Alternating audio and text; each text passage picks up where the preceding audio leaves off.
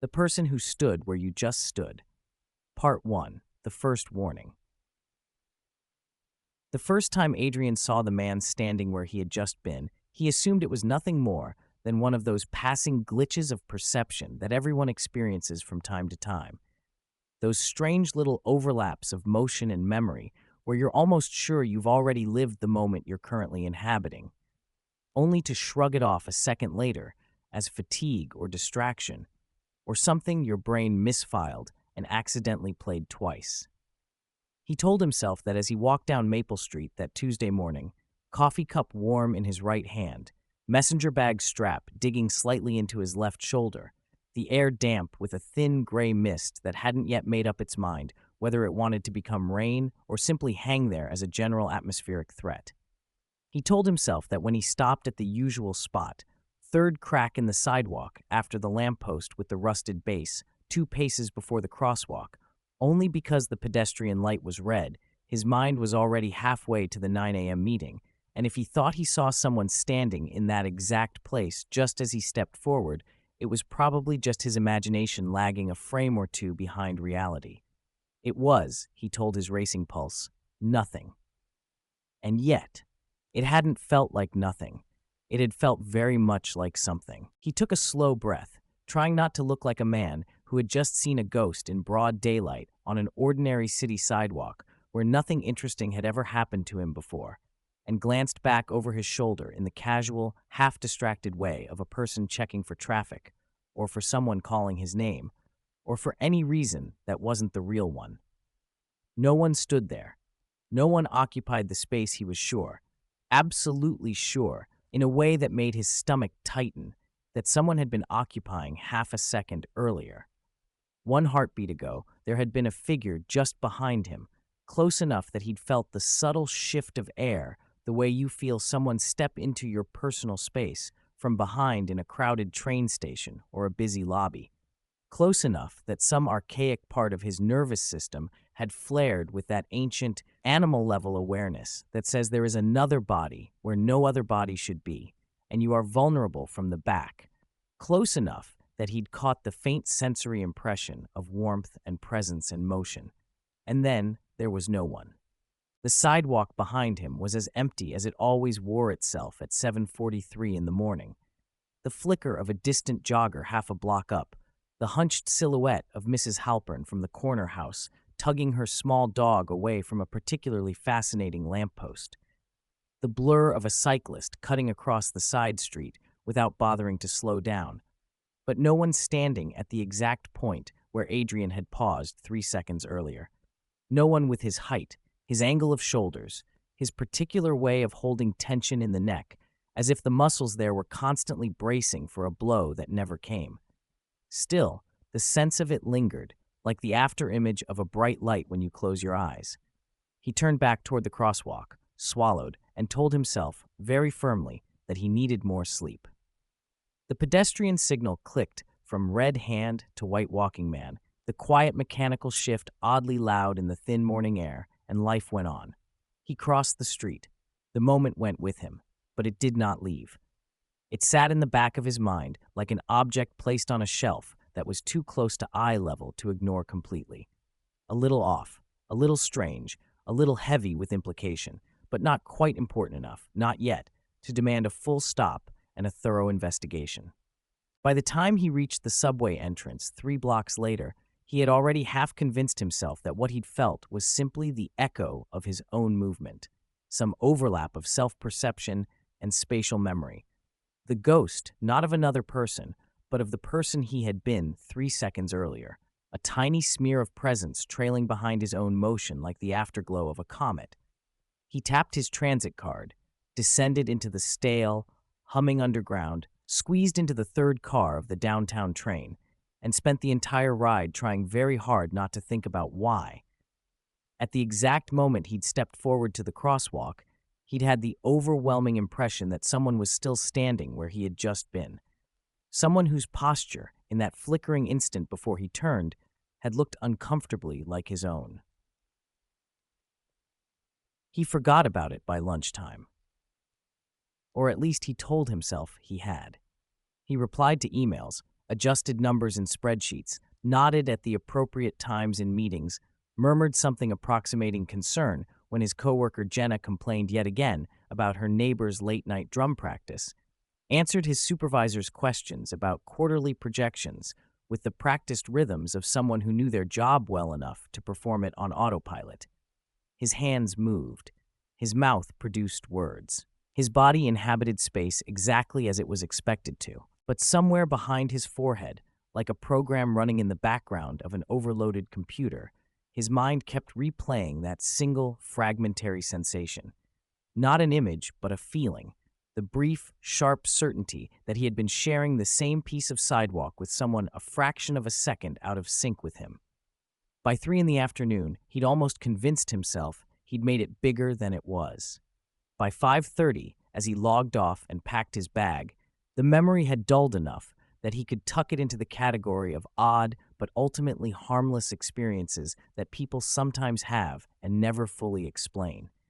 By the time he emerged from the subway station near his apartment and turned onto Maple Street again, the morning was just a faint echo. Which is why, when it happened the second time, it didn't feel like nothing at all. It felt like confirmation, and looking for it now. The second occurrence was more obvious, not because anything in the environment had changed, but because he had. He was looking for it now, in that way people do when their rational mind has lost the argument to their instincts, but refuses to admit defeat.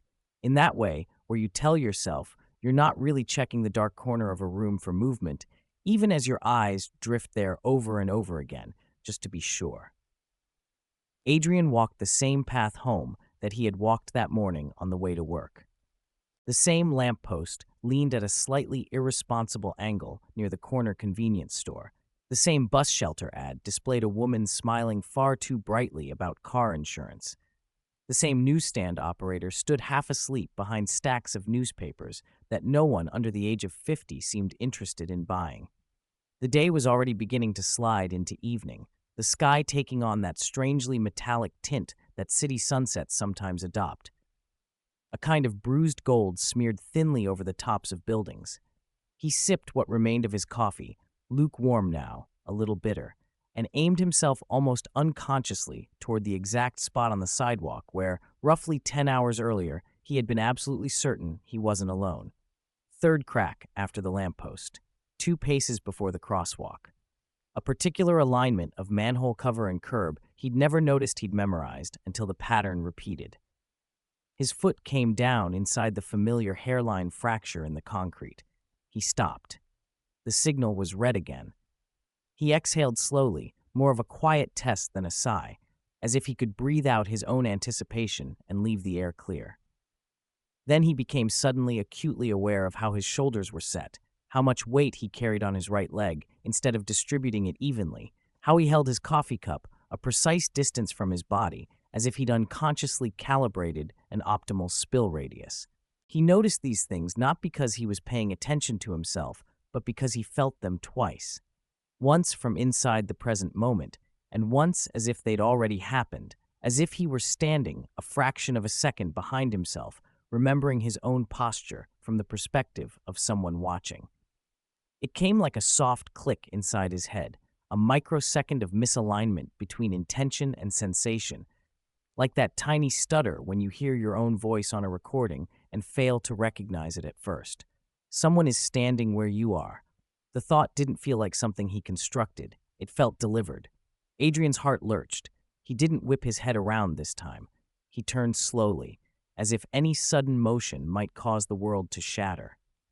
The sidewalk behind him was not empty. About 3 steps back, in the exact spot where he knew he'd just been standing 1 heartbeat earlier, someone else now stood. For an instant, for a frozen, crystalline instant that seemed to stretch much longer than physics should allow, the 2 of them were perfectly still. Passers-by continued to move around them. Cars rolled through the intersection. A distant siren wailed its way through the city's layered soundscape. But in the small circle of space that contained Adrian and the man behind him, everything felt held, suspended, as if time had looped a single frame and was playing it over and over while the rest of reality advanced.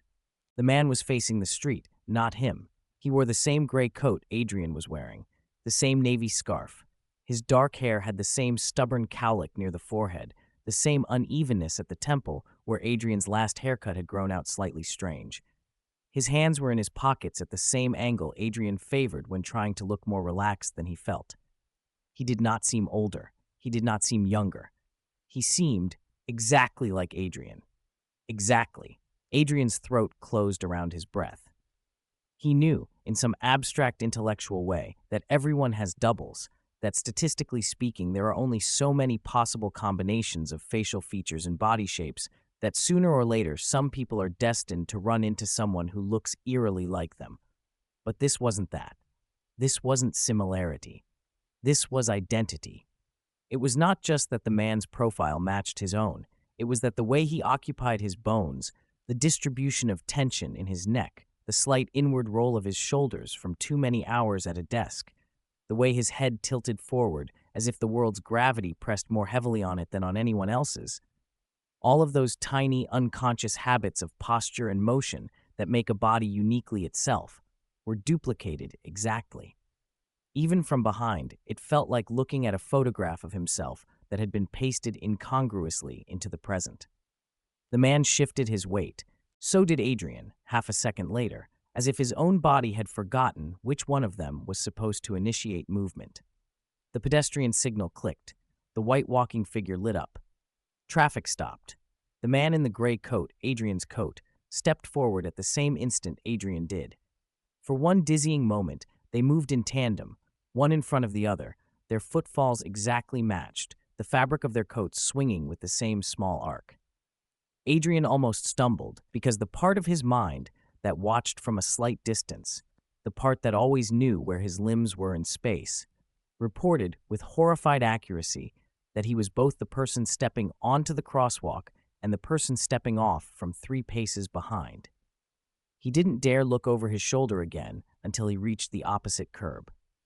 When he finally turned, his chest tight, he found only an ordinary scattering of pedestrians making their own journeys. A woman in scrubs fishing her phone from her pocket, a man in a suit balancing a cardboard drink carrier, a teenager with purple headphones and eyes fixed on some invisible screen. No gray coat, no double, no one standing where he had just stood. Adrian swallowed hard. The rational part of his mind began reaching, frantically, for explanations.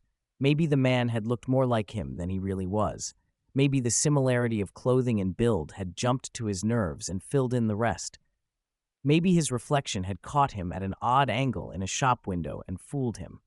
Except there had been no shop windows.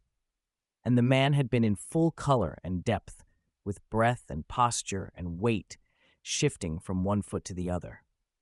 And Adrian had never, in all of his years of living in the city, experienced the sensation of sharing his own consciousness with someone standing slightly behind him. He walked the remaining 5 minutes to his apartment in a state that was not quite panic and not quite numbness, a kind of stunned corridor of awareness where every sound and motion seemed slightly too loud, slightly too sharp, as if reality had turned up the resolution without informing him first. By the time he reached his building's front steps, his hands were trembling. He fumbled with his keys, dropped them once, laughed under his breath in a way that sounded more like an exhale of disbelief than actual humor, and managed finally to open the door. The lobby smelled of whatever chemical the cleaning staff used on the floor every Monday night, mixed with the faint, lingering scent of someone's cologne. The familiarity of it grounded him slightly, reminded him that there was a world that had not changed, that the mundane still existed even when something deeply, deeply strange was edging into view. He took the stairs instead of the elevator, more out of habit than choice, but also because some newly awakened part of him recoiled from the idea of being trapped in a metal box with mirrored walls and nowhere to look but at his own reflection. On the 3rd-floor landing, he paused, pinching the bridge of his nose, eyes closed. "You're tired," he told himself quietly. "You've been pushing too hard. Long hours, not enough sleep. 2 cups of coffee instead of actual food most days. The brain does weird things when it's exhausted. You know this. You've read about this. You're not seeing time ghosts. You're not being followed by yourself. It's just stress. That's all. But the words felt thin, as if they'd been printed on paper that had gotten wet and then dried, leaving the ink smudged and the meaning faded. He opened his eyes and went the rest of the way to his apartment. The third time it happened, he couldn't blame sleep deprivation. It was Wednesday. The sky had cleared overnight, leaving the city scrubbed and bright and deceptively harmless. The kind of morning that made people believe in fresh starts and second chances and all the fragile illusions humans invented to make the forward march of time feel less like a conveyor belt toward oblivion. Adrian woke before his alarm, lying in that flat, numb kind of quiet where the mind feels as if it has already been awake for hours, replaying the same images on a loop. The gray coat, the stance, the sensation of occupying two spots on the sidewalk at once. He lay there staring at the faint, crooked crack in the plaster above his bed and tried to decide which explanation scared him more, that something supernatural was happening to him or that his grip on reality was slipping and he might be losing the ability to trust what his own senses reported. A train of thought he filed immediately under not for before coffee. He showered, dressed, made toast he barely tasted, and left his apartment with the kind of deliberate normalness that felt, ironically, anything but normal. His footsteps carried him, almost magnetically, along the same route as always. He told himself he wasn't going to look for anything. He told himself that if his mind was manufacturing patterns where none existed, the worst thing he could do was feed it more material. He told himself that he was going to walk to work, answer emails, attend meetings, come home, and let this whole strange interlude sink into the mud of his memory, the way unsettling dreams eventually lost their color. He told himself many things, and then he turned the corner onto Maple Street, saw the spot by the lamppost, and felt his heartbeat stutter. The street looked the same as it always did. An elderly man with a cane shuffled slowly toward the bus stop. A woman in running gear passed him in a bright streak of neon. A delivery truck idled near the fire hydrant despite the painted curb insistently declaring no parking. The pedestrian light at the intersection ahead was green. Traffic flowed. Adrian walked steadily, eyes fixed straight ahead.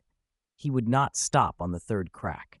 He would prove to himself that whatever had happened the previous two times did not have to happen again, that he was still the one directing his own movements. His right foot came down, then his left. The lamppost slid into the edge of his vision. He adjusted his pace without consciously doing so. 1 step, 2, 3. His foot found the crack in the concrete as if drawn there. He stopped and realized with a cold, creeping sort of horror that he hadn't chosen to.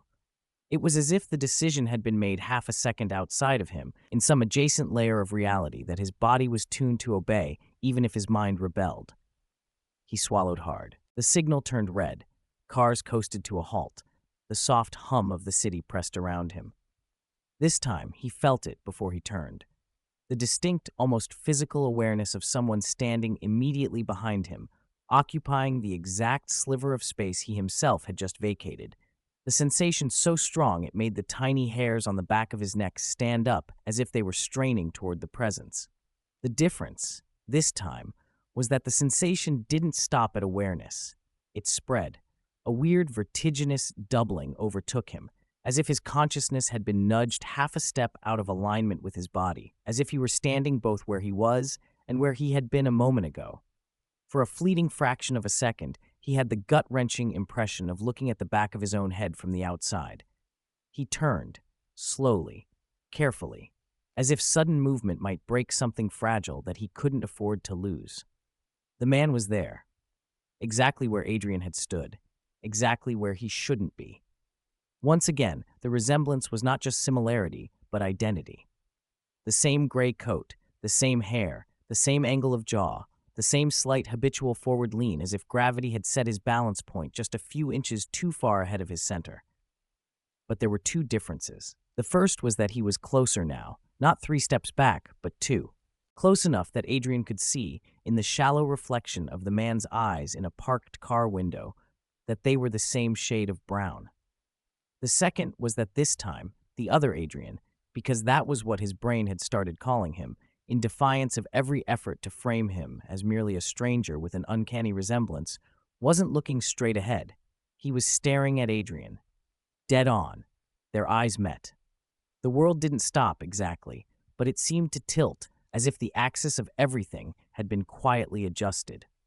Adrian registered, with a strange, distant clarity, the way his own expression looked from the outside. The slight furrow between his brows, the tightness at the corners of his mouth, the way his eyes always seemed a little more tired than the rest of his face, as if they carried more of his years than his skin did. He'd seen himself in mirrors, of course. He knew, in theory, what his own features looked like. But there was a difference between reflection and observation. Mirrors always carried the faint awareness that the movement was yours, that the image was nothing without the person animating it. This was something else. This was being on the receiving end of his own gaze. And there was something in that gaze that he had never seen in his own eyes before. Panic, yes. Urgency, definitely. But beneath that, threaded through the fear like a darker vein, recognition.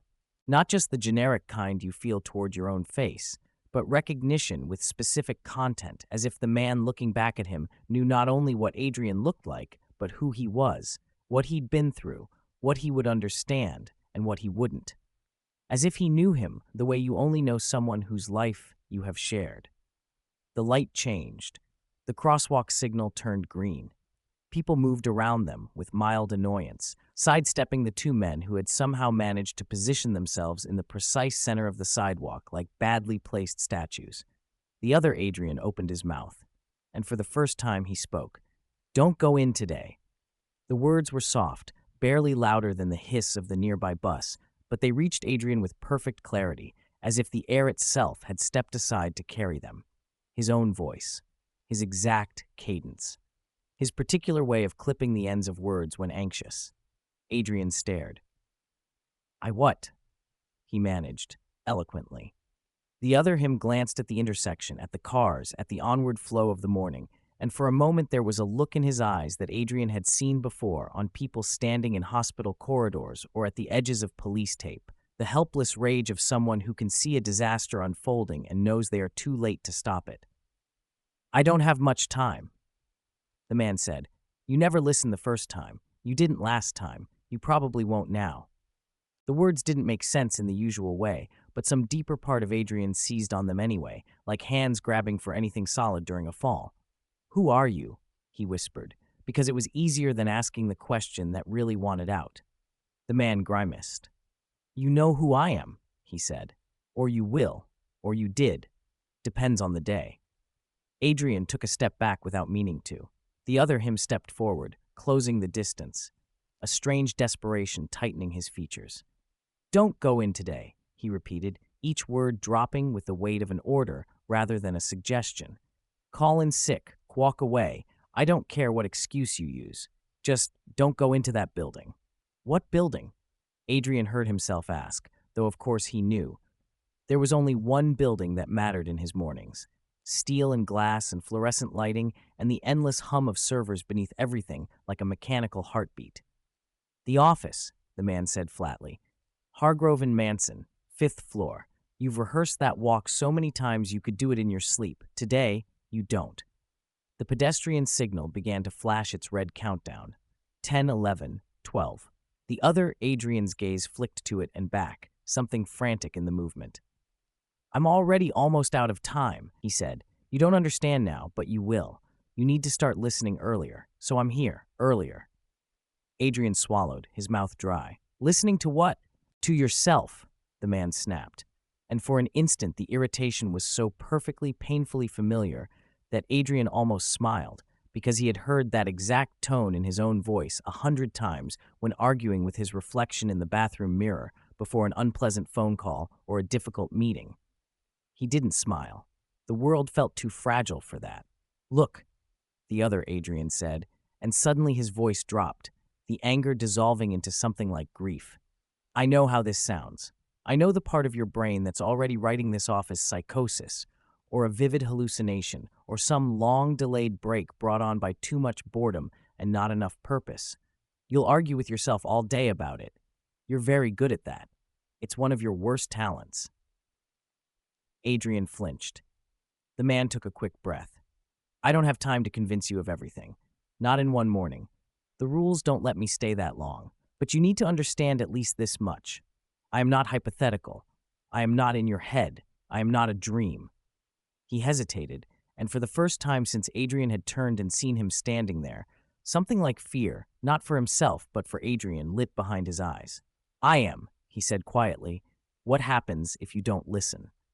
The countdown flashed its last seconds. 3, 4, 5. The white walking man vanished. The red hand reappeared. Traffic resumed its dominance over the street. Adrian became aware of the fact that several people were giving them odd looks, the kind reserved for the obviously unstable or the loudly intoxicated, and that his heart was pounding hard enough to make his fingertips tingle.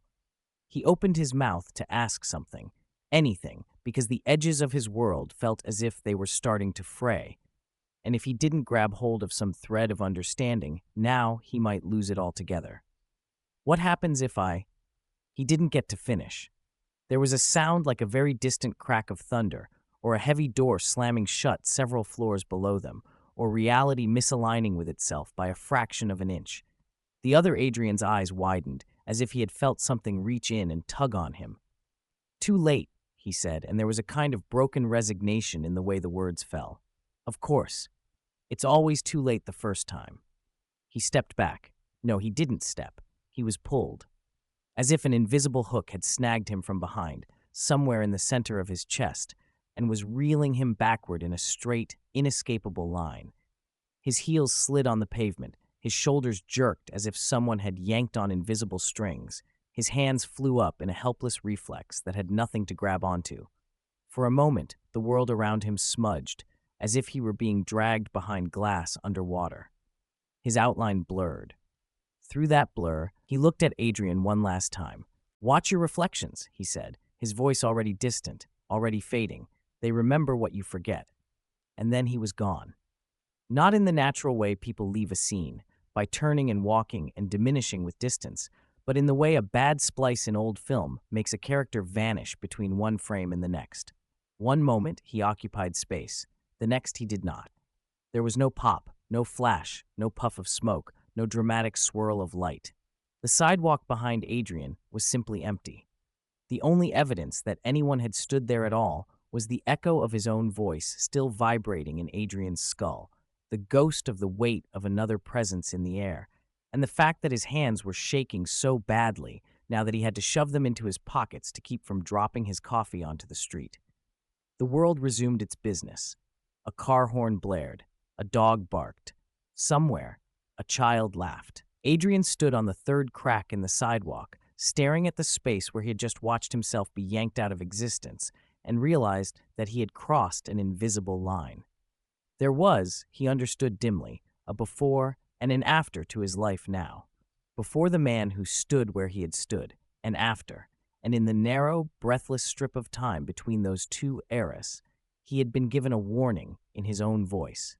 "Don't go in today." He waited there for what might have been a minute and might have been much longer, counting his heartbeats because the pedestrian signal had blurred into meaningless flashes of red and white.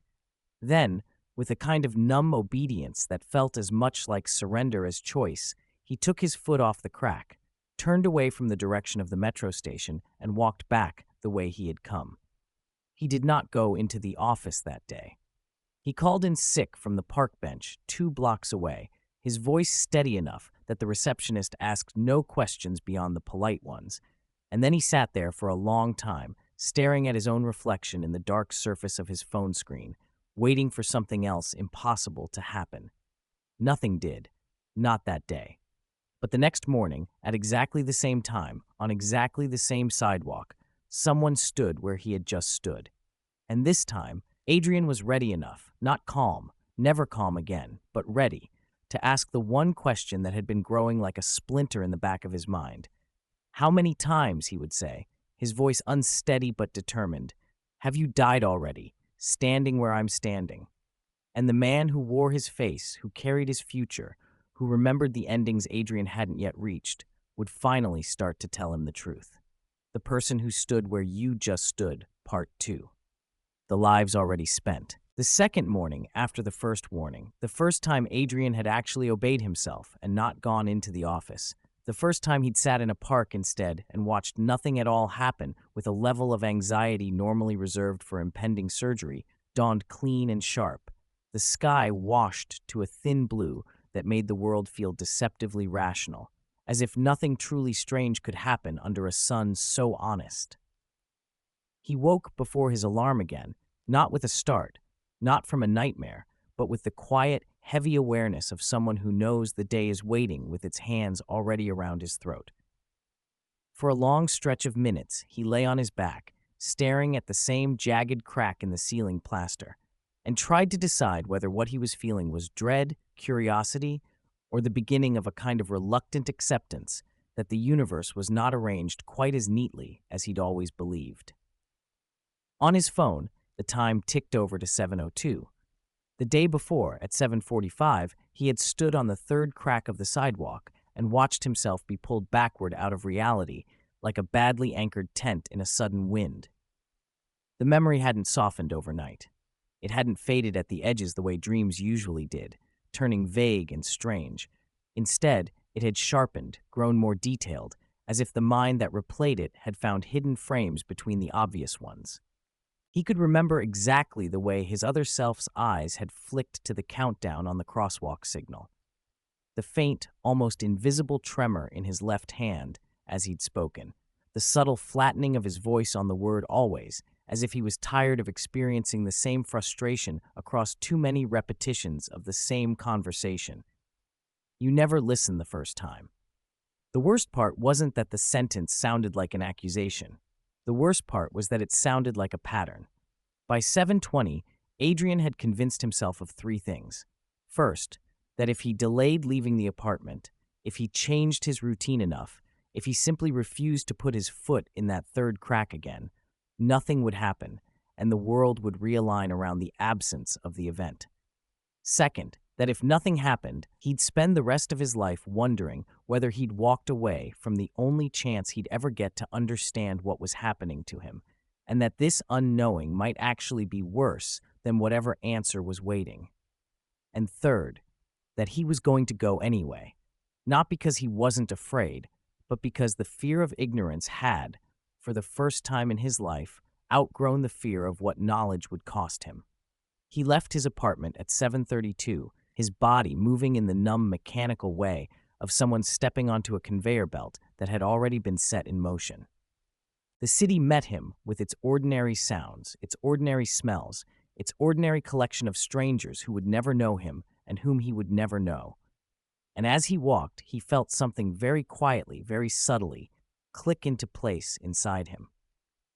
There is a specific, thin line a person can cross when they've seen something impossible and have, through repetition or endurance, stopped trying to fit it into the old categories of real and not real, and started instead to build a new category with no name yet, a private mental drawer where the impossible and the undeniable can sit side by side without tearing each other to shreds. Adrian felt himself step over that line halfway down Maple Street. By the time the leaning lamppost slid into his peripheral vision, his heart was pounding, but the panic had changed flavor. It was no longer the wild, flailing terror of someone who believes the world has broken. It was the thin, focused anxiety of someone who knows the world is larger than advertised and is about to get a guided tour of the parts normally hidden behind the wallpaper. He reached the lamppost. He saw the third crack. He almost didn't step into it. Almost. Then some perverse, self-sabotaging honesty inside him said, "If you're going to learn anything, you have to stand where you stood." His foot found the fracture in the concrete. He stopped. The pedestrian light across the intersection was already red, as if time had hurried ahead to make sure all the conditions were exactly right. He didn't have to wait long. The sensation arrived with unnerving precision, like a cue delivered by an unseen stage manager. The subtle shift in pressure behind him, the quiet awareness of another weight in the air, the now familiar, vertiginous moment in which his sense of being a single point in space grew thin at the edges, and he felt, with a clarity that was beginning to scare him less and disturb him more, that he was occupying two coordinates at once. He turned. The man standing where he had just stood was him, again, but not exactly the same him as yesterday. The differences were small, the kind the casual eye would never register, the kind only a person who had spent 32 years inside this particular arrangement of meat and bone would recognize. This Adrian's hair was slightly shorter, as if it had been cut more recently than his own. The faint scratch along the jawline that Adrian had given himself yesterday morning with a too hasty razor stroke was missing from the other man's face. His coat was the same gray, the same frayed cuff on the right sleeve, the same missing button on the inside placket, but it hung differently, as if the body underneath it had not been carrying quite the same tension, quite the same exhaustion, quite the same number of nights spent awake staring at the ceiling. His eyes, when they met Adrian's, were tired. Not the general tiredness of adulthood, but the deep, hollowed-out fatigue of someone whose fear has moved in and taken up permanent residence, leaving little room for anything else. "You came back," the other Adrian said, and if there was surprise in his voice, it was buried under a layer of brittle relief. Adrian swallowed. "I figured I should start listening earlier," he said, the words feeling strange and metallic in his mouth, like coins he was trying to talk through. "You said I don't, that I never do." A small, humorless smile ghosted across the man's face. "You don't," he agreed. "But this is the earliest I've ever seen you here willing to listen, so that's something, I guess." Adrian latched onto the word with the desperate precision of a mind seeking structure. "Ever," he repeated. "As in, how many times have you?" "Stood here," the other him finished when he trailed off. "Watched you ignore me? Watched you walk straight into it anyway?" His gaze shifted briefly to the crosswalk, to the flow of traffic, to the office building whose glass and steel crown was just visible above the shorter structures in the distance, then back to Adrian. "Enough that I've stopped counting," he said quietly, "though I suspect some version of us still keeps track. It seems like the sort of thing we'd do." Adrian's stomach dropped, the ground beneath his feet suddenly too solid, as if it had hidden weight and depth he'd never noticed before. "I don't understand," he said, because it was the only sentence big enough to contain everything. The man let out a breath that might, in a different life, have been a laugh. "Good," he said. "If you fully understood at this point, I'd be very worried about what that meant." He shifted his weight, looked briefly at the sky, as if consulting the angle of the light, the position of the sun, the color of the morning, and then focused on Adrian again with a sharper, more evaluating gaze. "Okay," he said. "We have more time today. Not much, but more, which means I can try to explain this in a way that doesn't sound like a riddle written by a drunk ghost." "That would be great," Adrian said weakly, "because right now I'm stuck somewhere between I need medication and the fabric of reality is broken, and neither option feels very comforting." "Both can be true," the man said dryly, and the remark was so precisely calibrated to Adrian's own sense of humor that he almost smiled in reflex. He didn't. The smile died when the other him stepped closer, not enough to touch, but close enough that Adrian could smell his own laundry detergent, his own shampoo, the faint ghost of the cologne he used on days when he wanted to feel slightly more like a person and less like a background extra in his own life. "Listen carefully," the other Adrian said, and now the urgency was back, threaded through his voice like a wire pulled too tight. "What I'm about to tell you will sound impossible. I don't have time to make it sound less impossible, but you need to hear it anyway." Adrian nodded, because there was nothing else to do. "You are not the first version of us to stand on this crack," the man said, glancing down at the hairline fracture in the concrete as if it were some kind of altar. "You are not the first to see me. You are not the first to be warned." He lifted his wrist slightly, the cuff of his coat sliding back enough to reveal skin. For a second, Adrian didn't understand what he was looking at. Then the sunlight caught it. A small mark, no bigger than a coin, burned into the pale underside of the arm. A symbol composed of a circle and lines and curves that seemed to twist if you stared at them too long, as if the geometry refused to settle. Adrian inhaled sharply. He started, then stopped, nausea rising in a way that had nothing to do with breakfast. He had seen that symbol before. Not in reality, but in a nightmare that wasn't his, in a story he hadn't lived, in a whispered echo of something that still felt too close to remember without flinching, carved into a wrist that wasn't his, burned into the skin of a man marked for an hour he couldn't escape, a brand placed by a clock that rang for people who hadn't died yet. Somewhere in the back of his mind, different images collided like cars in fog. The spiraled mark, the impossible chime, the feeling of time narrowing to a point. His voice, when it came, sounded distant to his own ears. "What is that?" he asked, though he knew. "Why do you have it?" The other Adrian looked at the mark with the strange, detached familiarity of someone examining an old scar, then let his sleeve fall back. "Because I went in," he said simply. "Because I didn't listen. Because in one version of this day, in many versions of this day, in far too many, I ignored the man who told me to stay home, and I walked into Hargrove and Manson at 8:55 a.m. like I do on every other weekday, and by 10:22 I had that symbol on my wrist and 1 hour of life left." The words fell into Adrian's mind like stones dropped into deep water, each one sending ripples through the layers of his understanding. "You died," he said with slow, choking difficulty, "at the office." "In the office," the man corrected. "On the stairs, in the conference room, in the elevator, at my desk. Depends which timeline you ask. But yes, I died, many times, in many ways, on different iterations of this same day. One of the very few fixed points seems to be that the mark comes first." He rubbed his wrist absently, though the symbol on his skin no longer glowed, no longer burned. "In some of them," he continued, his voice flattening in the way a voice does when it has told the same story so many times that all the emotion has burned out of it, leaving only ash. No one could explain it. Heart attack, brain aneurysm, sudden arrhythmia, unknown causes. The kind of phrases doctors use when the mechanisms of death don't match the expected patterns. He looked up, and for a moment the brittle calm cracked, revealing the memory of terror underneath. "In others," he said softly, "they could explain it, which I promise you is worse." Adrian swallowed, his throat aching. "What happened there?" he asked. "What's inside that building that can do this to us?" The other Adrian gave the faintest, most exhausted shrug Adrian had ever seen himself make. "It's not the building, exactly," he said.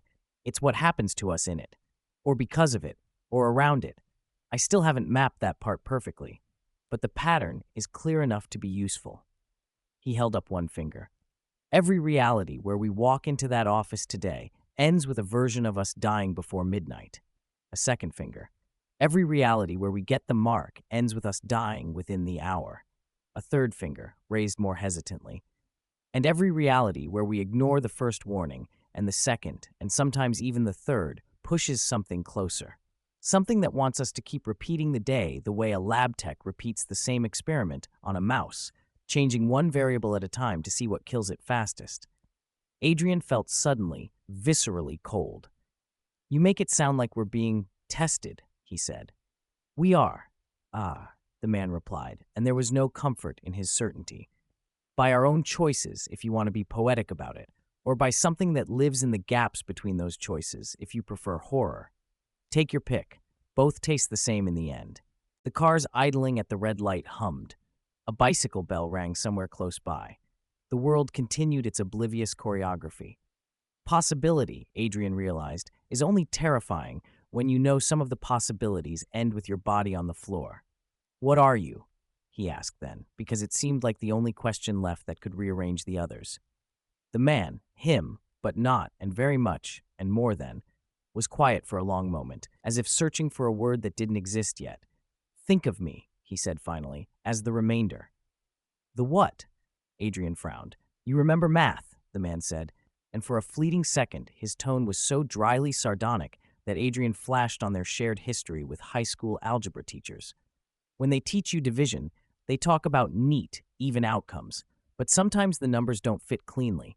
Sometimes something is left over. The remainder. The part that didn't get used up by the equation." He spread his hands as if presenting himself. "That's me," he said. "I'm what's left of you after the day kills you. The residue of all the versions that ended in that building, the part of your awareness that refused to be deleted cleanly." His mouth twisted in something that wasn't quite a smile. "Apparently, we're very bad at accepting endings." Adrian's head spun. "You're saying, after I die, some part of me." He struggled to find a word that wasn't ridiculous. Gets thrown back? Sent backward. Not thrown, the man said. Not at first, just held, caught. The first time, I didn't go anywhere. I died on the stairs between floors 3 and 4, and I remember a brief, sharp shock and then nothing. Just darkness, silence, the kind of oblivion people talk about when they need death to sound merciful. He inhaled slowly, as if savoring the ability. And then, he said, the darkness folded. Folded, Adrian repeated, because sometimes repetition buys you time. Imagine, his other self said, that time is not a line, but a sheet of paper. You walk along it, one moment after another, convinced you're moving forward, because no one ever told you the paper could bend. He made a slow, deliberate motion with his hands, fingers and thumbs meeting like a hinge. Now imagine, he continued, that just before your point on the page gets erased, some larger hand reaches in and folds the paper so that 2 points touch, the end where you died.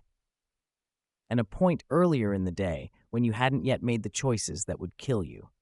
He lowered his hands. In that crease, he said, I woke up. Not back in my body. That version stayed dead. But awake enough to see you, to see myself, walking toward the moment that would lead to the stairs and the mark and the last hour that ticked too fast. He looked at Adrian, eyes dark with memory. I screamed, he said simply. You couldn't hear me. The first fold was too thin, the overlap too shallow. I watched you walk past the spot where I was. Call it standing, call it hovering, call it pressed like a dried flower between pages, and I couldn't touch you, couldn't speak to you, couldn't do anything but watch you repeat my death with minor variations. He shook his head once, sharply. The second time, he said, it was different. A slightly different day. You took a call on the way in, so you were on the stairs 2 minutes later instead of earlier. You died in the conference room instead. Different angle, same ending. But when the paper folded that time, the crease was deeper. I could move, a little. I could reach a little further. I almost brushed your shoulder as you passed. You shivered, but kept walking. I started to understand the rules. Adrian stared at him, his skin crawling with the horrible, undeniable sense that what he was hearing was both impossible and precisely, sickeningly true. How many times has it folded? He asked, not sure he wanted to know. The man smiled without humor. Enough that I've learned how to stand where you stand, he said. Enough that I've figured out how to use the overlap to show up in the places our day repeats most consistently. Enough that I can talk to you now, instead of just watching you walk into the same wall over and over again. His gaze sharpened. And enough to know, he added, that if you keep making the same choice, if you keep going into that building and letting the day chew you up and spit you back into the crease, something else is learning from it too. Something else, Adrian echoed, his mouth dry. The fold isn't empty, his other self said. It never is. Whatever mechanism decides some deaths are worth rewinding pays attention to patterns. Whatever lives in the gap between the pages feeds on repetition. It likes to watch us die different ways. It likes to adjust the variables. He glanced briefly at the street, at the moving cars, as if checking that they were still there. The first few times, he said, it was clumsy. A missed step here, a faulty handrail there, a bad angle, a freak accident, the kind of thing that earns words like tragic and unforeseeable in the company email. But repetition is a cruel teacher. The more we died, the more it learned. About our habits, our root, our reflexes, our fear. He met Adrian's eyes. It's doing experiments on us, he said, and somewhere between the 20th and 30th iteration, I realized I wasn't just watching my own deaths. I was being used to optimize them. A chill ran through Adrian that had nothing to do with the weather. And you're trying to break the experiment, he said slowly, by changing the input, by getting me to make a different choice. At first, yes, the man said. Just that. Don't go in today. Change the variable at the top of the day and see what the equation does. He looked faintly haunted. The first time I got you to listen, he said, I thought it was over. I thought we'd won. You turned around. You went to the park instead. You sat on that uncomfortable metal bench for an hour, checking your phone every 30 seconds and waiting for something dramatic to happen that never did. You went home early. You ate leftover pasta and watched videos until midnight. You didn't die. A small, bright pulse of fragile hope fluttered in Adrian's chest. Then why are you still here? He asked. If I lived that day. His other self held up a hand. You lived that version of the day, he said, and that mattered. The paper folded differently after that. The crease sharpened, the overlap changed shape. For the first time, there existed a branch where you didn't die, a path where the mechanical arm reached down for us and closed on air instead. That was new. It noticed. The hope shrank in on itself like a blown-out candle. It noticed, Adrian repeated hollowly. Do you remember? The man asked. The dream you had last night? Adrian stiffened. He hadn't told anyone about the dream because he'd assumed it was just his mind processing the absurdity of the past 48 hours, a chaotic montage of stairwells and conference tables, and himself falling forever through a stairwell that never ended. How do you? He started. We both know what we dream, the man said gently. We're not that different yet. Adrian closed his eyes briefly, then opened them again. I dreamed I was standing at the office window, he said, the memory rising in painful clarity, on the 5th floor. But when I looked down, the street wasn't there. Just mirrors. A whole city made of mirrors, stretching out forever, and in every reflection, I was standing in a different place. Some of me were lying on the ground. Some were not moving. His voice thinned. Some were missing. The other Adrian nodded. I had that dream around iteration 6, he said, then again around 12 and 19 and 31. It's not about the mirrors. It's about the fact that once there are multiple versions of us, once the fold starts being used more than once, it stops being a simple reset and becomes something else. He tapped his temple lightly. We start to leak, he said. Memories, instincts, fears from deaths we haven't had yet, warnings from lives we haven't lived. You wouldn't be able to stand here and talk to me this calmly if some part of you hadn't already rehearsed this conversation. Calm, Adrian thought distantly, was not the word he would have chosen, but he let it pass. Okay, he said slowly, feeling his way along the edges of the explanation like someone testing a dark room for furniture. So, every time I die in that building, some fragment of me gets trapped in the fold. You're the accumulation of all those fragments. You've been watching me repeat the same day so many times you've lost count. You finally managed to get me to not go in. That creates a new path. The thing watching all this, whatever it is, doesn't like that, so it adapts. He swallowed. What does it do next? The other Adrian smiled, and there was a bleak pride in it, the kind a person wears when they have survived long enough to gain knowledge, but not long enough to enjoy it. It moves the experiment, he said simply. If it can't get a reliable result in the office, it looks somewhere else. The park, the subway, the street, home, your sleep. Any place where the day can be nudged from alive to dead with the right push. He shook his head. The first time you stayed home instead of going in, he said, you slipped in the shower at 10:17, broke your neck on the edge of the tub. Quick, clean, almost merciful. You never even knew it wasn't an accident. Adrian stared at him, a wave of nausea rolling cold and thick through his body. I what? He whispered. I don't remember. Of course you don't, the man said softly. That was a version of the day you're not wearing. But I remember. I watched you go down. I watched you die in a place that was supposed to be safe. And when the paper folded, I was a little heavier in the crease, a little more substantial, a little better at talking to you the next time I found you standing here. Adrian's knees felt unsteady. How many times, he asked hoarsely, have I died outside the office? The other Adrian's answer came without hesitation. Fewer than inside, he said, but enough to be a pattern. You tripped on the curb catching the bus you only took because you weren't going to work. You choked on a piece of bread at that cafe you like around the corner. You fell asleep on the couch and didn't wake up. That one was bad. Slow. The mark glowed for nearly the whole hour. He rubbed his wrist again, almost unconsciously.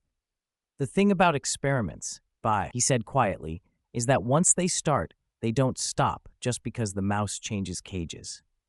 Silence fell between them, thick and heavy, but not empty. It was the kind of silence that carried the weight of everything that had been said and everything that still wasn't clear, humming like tension in a wire. Adrian could hear his own breathing, fast and shallow. So what's the point? He asked finally, a raw edge in his voice.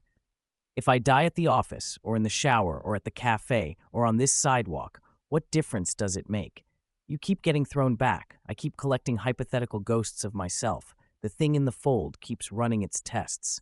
What am I supposed to do? Just stand here and refuse to move?"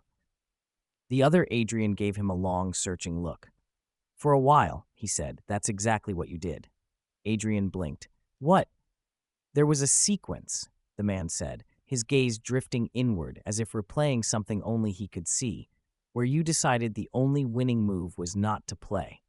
You stood on this crack for 6 hours. People yelled at you. A cyclist nearly ran you over. Someone from a nearby shop came out and asked if you were okay. You didn't answer. You were so afraid of triggering the next event that you decided to become your own obstruction." He huffed a breath that might, in a less ruined throat, have been a laugh. "You lasted until noon," he said. "Then a delivery truck jumped the curb." Adrian closed his eyes, but the mental images slipped through his lashes anyway. "So there's no safe place," he said. "There is no safe pattern yet," the man corrected. "That's different. We've tried small changes, leaving 5 minutes later, taking different routes, calling in sick, quitting, going to a hotel, just driving until we ran out of gas. In some branch, I've probably tried walking into a police station and shouting until someone locked us up.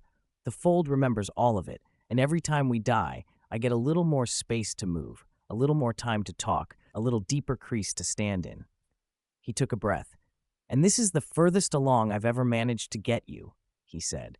"Standing here, listening, before you've made any major choice today." Adrian opened his eyes. Something inside him, fragile and battered and stubborn, pushed up through the fear like a plant through cracked pavement. "What if," he said slowly, "the point isn't to find a place where I don't die? What if that's impossible? What if the experiment is going to run no matter what I do? What if the only variable I can actually control is what I know when it happens?" The other Adrian watched him carefully. "Go on," he said. "I mean," Adrian said, stumbling a little over the idea as he formed it, "so far, every version you've told me about, I die confused. I don't see it coming. I don't understand what's happening. You," he gestured at the man, "only start to exist in the fold as anything more than a spectator when there are enough of those blind deaths piled up to give you weight. What if that's the problem? What if the thing that's trapped us isn't just the experiment? It's that we keep dying without knowing why." He swallowed. "What if the way out isn't about avoiding death? What if it's about meeting it with our eyes open, all the way, with as much information as possible, so that when the paper folds, it's not just a remainder going back. It's a choice." The other Adrian stared at him the way a starving man might stare at an unexpected plate of food, with hunger, suspicion, and a dangerous, painful flare of hope. "That," he said slowly, "is a thought I haven't heard from you this early before." "Is it wrong?"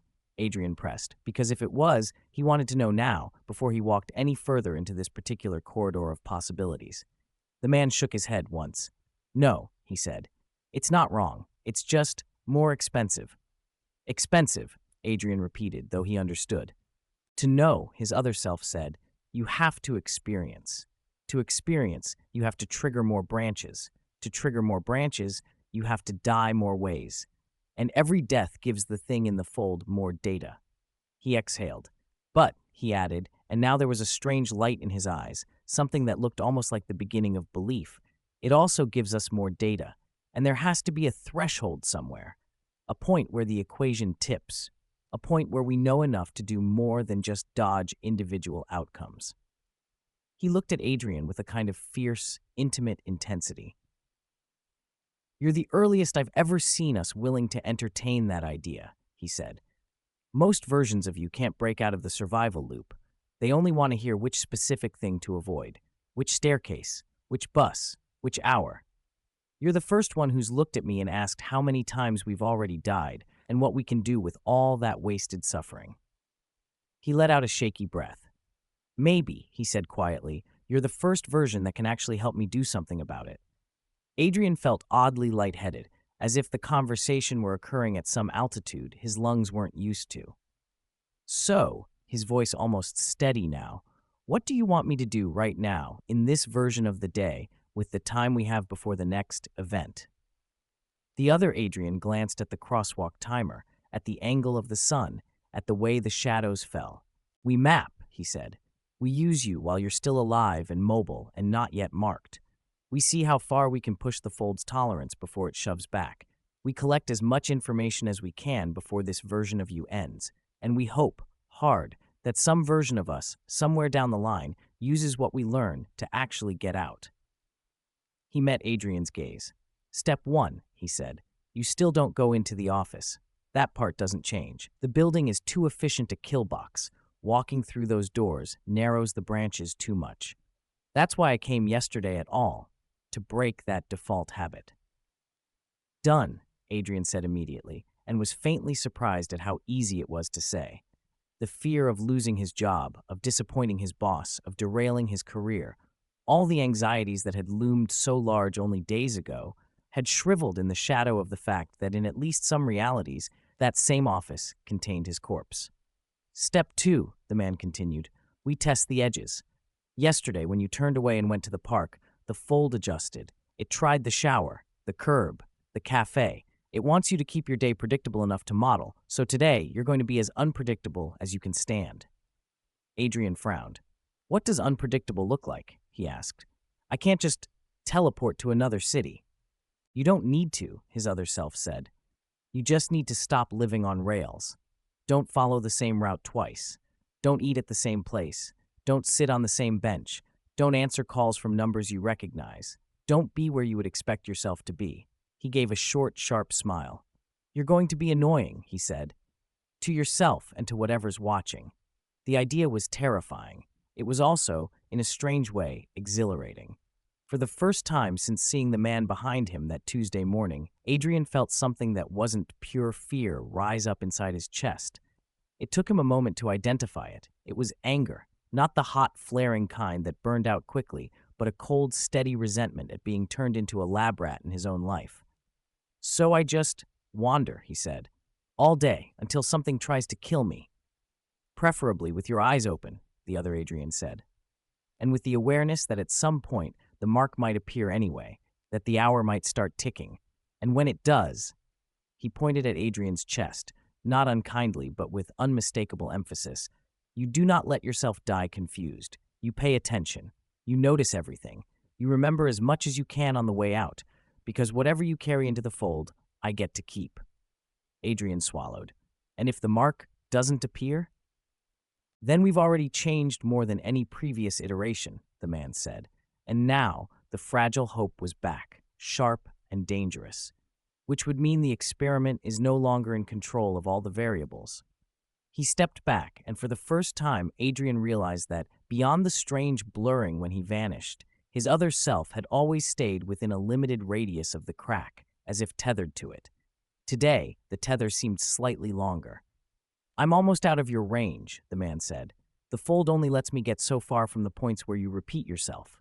This spot, the office elevator, your kitchen table, the hospital corridor. Adrian seized on the unfamiliar word. Hospital? He asked. His other self hesitated. Later, he said, if there is one. For now, try to stay alive long enough that when the paper folds tonight, you fall into it with more than just fear in your pockets. He smiled, and this time it was small, but not entirely humorless. And Adrian, he added, yes? Watch the version of you reflected in windows and water and screens, he said, not because they're haunted, because sometimes they remember the branches you don't. If something in the reflection looks off, don't ignore it. It might be me, or it might be one of the others. The others, Adrian repeated faintly. You didn't think I was the only remainder, did you? The man asked. And now there was something almost like mischief in his gaze, something wild and frayed and strangely alive. There are versions of us who died before we even made it to this corner, versions who never got a mark because their day ended in quieter, less theatrical ways. The fold caught some of them too. Adrian's skin prickled. How many of us are there? He asked. The other Adrian's smile didn't reach his eyes. Enough, he said, that if we ever manage to act in concert, we might actually scare the thing that's been watching. The thought was too big to hold, so Adrian didn't try. He just nodded, as if agreeing to something simple, like meeting for coffee. The man took another step back. Static crackled faintly in the air, or maybe it was just the sound of the city shifting around them. I'll see you, he said, in whichever version of tonight you survive. And then, with the slight, sickening distortion Adrian was starting to recognize as the signature of the fold reclaiming its own, he blurred, thinned, and vanished, leaving only an ordinary patch of sidewalk and a man standing on a crack he was no longer sure he wanted to leave. The pedestrian light changed. The world moved on. After a moment, so did Adrian. He stepped off the crack, turned his back on the office building, glinting in the distance, and walked in a direction he had never taken on a weekday morning. For the first time in a long time, he had no idea where he was going. And for the first time ever, that felt like a plan. Stay tuned for the next video. If you liked it, subscribe, and let's grow together. Thank you.